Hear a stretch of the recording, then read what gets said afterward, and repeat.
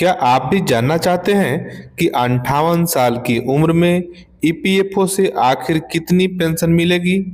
क्या आपकी पेंशन 2000 होगी, 5000 होगी या 10,000 से ज्यादा होगी?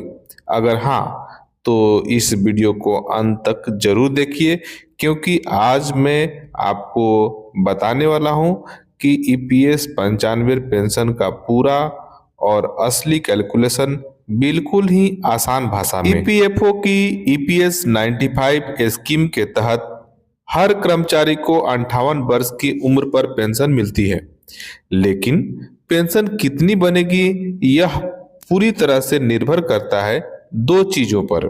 पहला, पेंशनेबल सैलरी अधिकतम 15,000 रुपए। अधिकतम 15,000 क्यों? क्योंकि इसलिए कि 2014 में 1 सितंबर 2014 में मोदी गवर्नमेंट में इसे बढ़ाकर 15,000 रुपया वेज सीलिंग कर दिया गया था। उसके पहले 6,500 रुपये था और उसके पहले 5,000, इस तरह से अलग अलग समय में वेज सीलिंग बढ़ा है। तो वर्तमान समय में जो अधिकतम मान्य जो वेजेस सीलिंग है, पेंशनेबल सैलरी है, वो है 15,000 रुपये। दूसरा, पेंशनेबल सर्विस कुल सर्विस के साल और पेंशन कैलकुलेशन होता है इस फॉर्मूले से।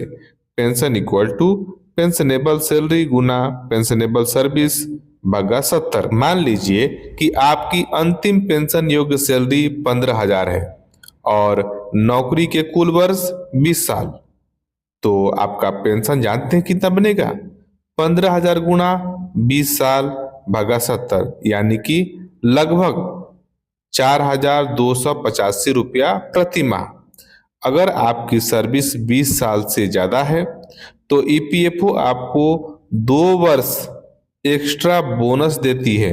मतलब अगर आपने 20 साल सर्विस किया है, 20 साल पेंशन में योगदान दिया है, तो आपका सर्विस काउंट होगा 22 साल। आइए कुछ एग्जाम्पल्स के द्वारा हम इन्हें समझते हैं। 10 साल की सर्विस और सैलरी आपका 15,000 रुपये, तो आपका पेंशन बनेगा 15,000 गुणा 10 भागा 70। आपने सिर्फ 10 साल नौकरी कर लिया और 10 साल पेंशन में कंट्रीब्यूशन कर दिया, तो आपको लगभग 2142 रुपया मंथली पेंशन बनेगा। वहीं यदि आप 20 साल सर्विस कर लिए तो आपको 22 साल काउंट होगा और इस प्रकार से 15,000 गुणा 22 साल भागा 70 करेंगे तो 4,285 रुपया मंथली पेंशन बन रहा है।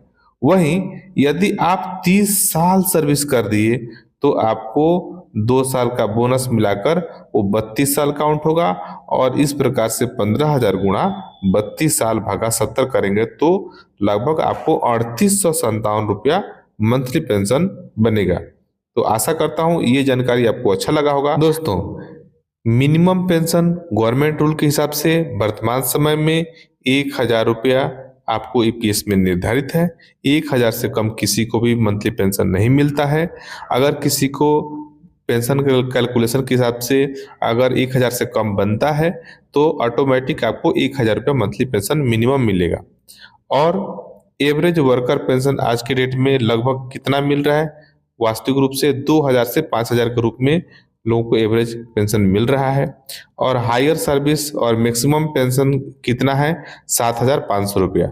अधिकतम जो ईपीएस 95 से पेंशन मिल सकता है वो है 7,500 रुपया। भले आपकी सैलरी 1 करोड़ रुपया होने दीजिए, लेकिन अधिकतम 7,500 से अधिक आपको मंथली पेंशन नहीं मिल सकता है।